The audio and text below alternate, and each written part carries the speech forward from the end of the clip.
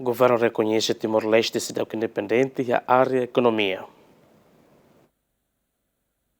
Comemoração Loron Valentil para Limanulune, o objetivo é for honra para sacrifício, coragem no atembrani Valentil Sira, neve for amba mate e a luta libertação nacional. Comemoração do aniversário Valentil para Limanulune, realiza-mos e o município Loten e a campo Mardeca Los Palos e a segunda né. Ministro Petróleo no Recursos Minerais Francisco da Costa Monteiro, no dará inspetor para a cerimônia Loron Valentil para Limanulo e o município Loten Ateten, sacrifício no mártires da pátria Sirahalo, liberta uma nação dos inimigos, mas bem durante tinan Ronul Restine, Timor-Leste seidauk independência e ekonomia, onde liberta povo os siquiak no moquet. Parabéns para a Valentil Sira, parabéns mos para o povo Timor-Leste. Por celebração da NEM, Laos ita tu relembra lorong ane sentina lima nulu bakot nebe o sacrifício hoje nebe ita ne matriz da pátria no Valentil Sira hal ona nebe mos momento ida importante a tu refleta usi espírito no sacrifício Sira nebe Sira usi ela pode ita bele utiliza vai ter percurso por luta nacional.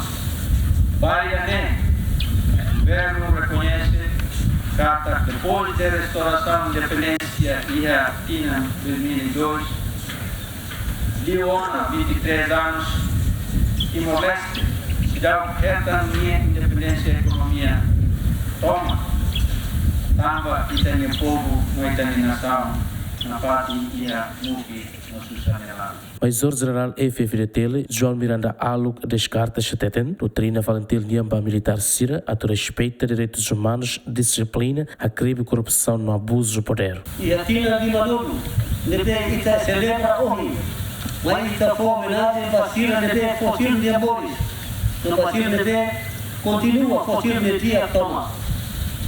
A Valentil de exemplo, coragem, ética, disciplina ao serviço, unidade e inclusão, continua a forma timorua de caráter.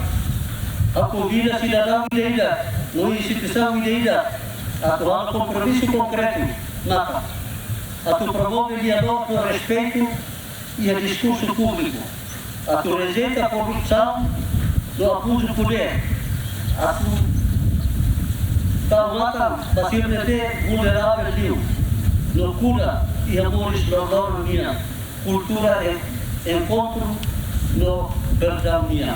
De observação de GMN, comemoração Loron Valentil, realiza e a campo Mardeca Los Palos, ela tem participação máxima da comunidade no veteranos. João Carlos, GMN.